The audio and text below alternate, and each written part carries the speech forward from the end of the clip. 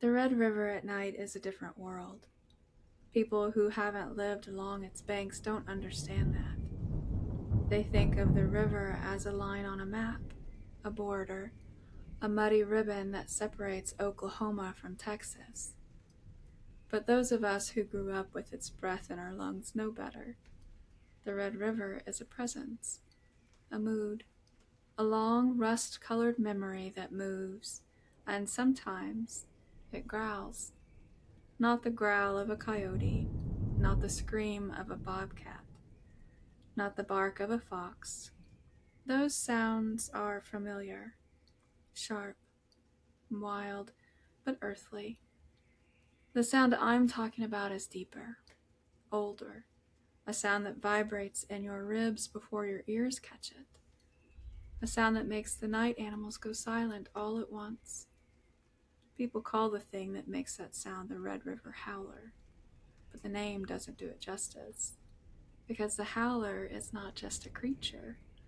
It's a shadow that moves with intention, a presence that watches from the tree line, a shape that shouldn't exist, but does. To understand the howler, you have to understand the land it belongs to. The Red River cuts through southern Oklahoma like a scar, wide and shallow and restless. The banks crumble under your feet, soft red clay giving way to sandbars that shift every season. Cottonwoods lean over the water like old sentinels. Mesquite and scrub oak crowd the edges. At dusk, the whole world turns the color of rusted iron. The air smells like dust and riverweed. The cicadas drone until the sun drops. Then the silence comes, thick and expectant. It's in that silence that people hear it, a low, rolling growl that seems to come from everywhere at once, a sound that makes even seasoned hunters freeze, a sound that doesn't match any known animal in this part of the country. The first written reference to the howler appears in an 1849 frontier journal kept by a trader that was traveling between Fort Washita and the Texas settlements.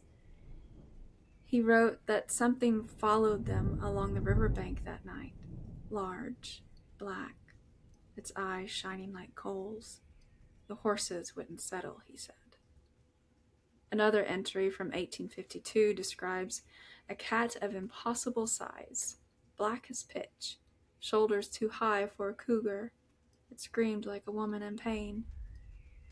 These accounts predate the widespread settlement of the region. Whatever they saw, it didn't fit any known living species, and it still doesn't.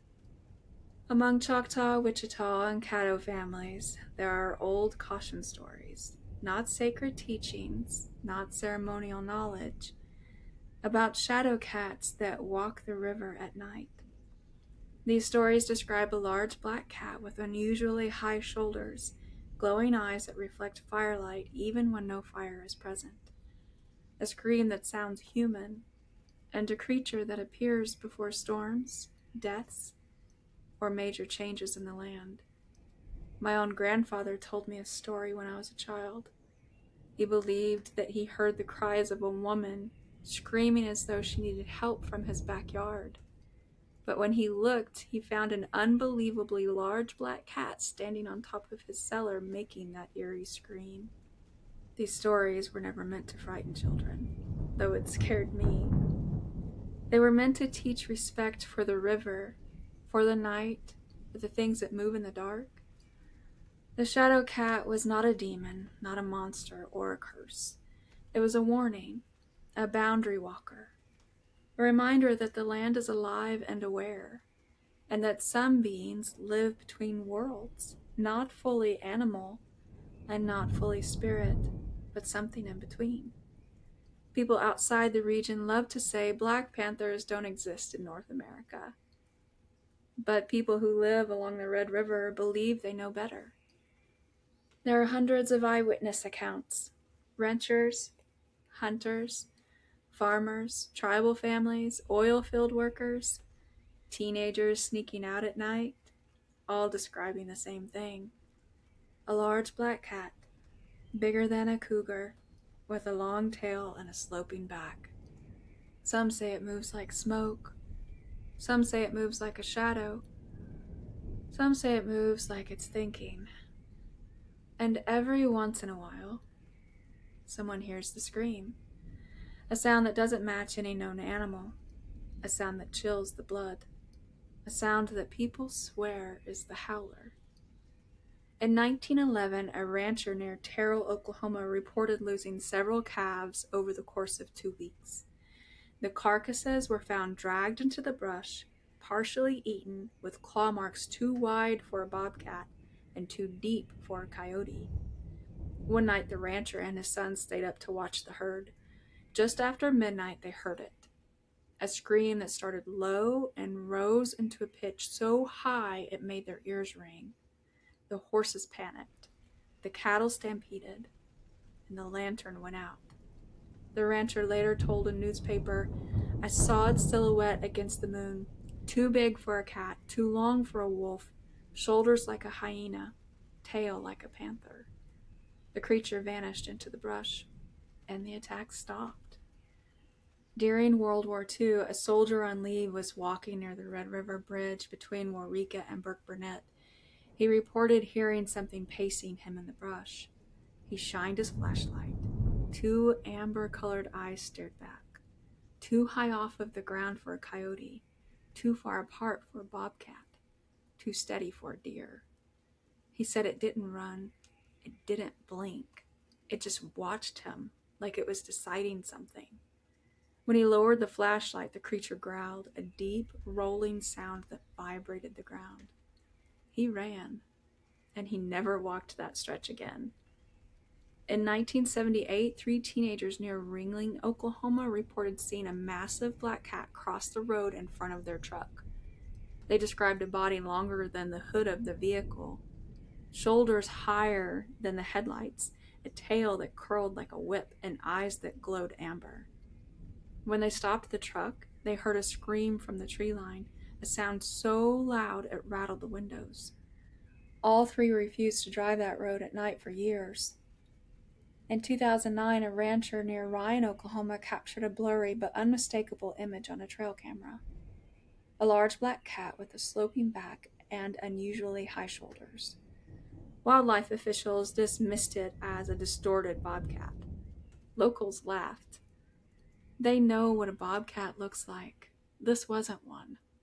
Witnesses described the howler as intelligent, silent until it chooses not to be, unusually large, moving with purpose, and watching humans without fear. It avoids direct confrontation. It appears before storms. It follows travelers along the river. It screams only when warning or claiming territory. Some say it is flesh and blood. Some say it's spirit. Some say it's both. I myself saw it once at dawn while traveling on a road on the edge of town. It crossed from my side of the road to the other and into a tree line with no more than 2 leaps.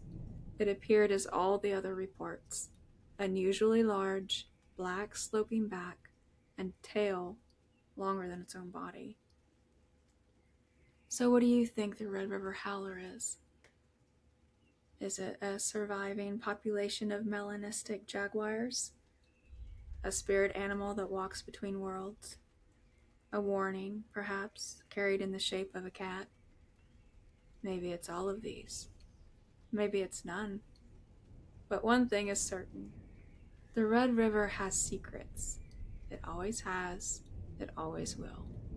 And on certain nights, when the moon is thin, when the wind is still, when the river smells like iron and memory, you can hear something moving in the brush.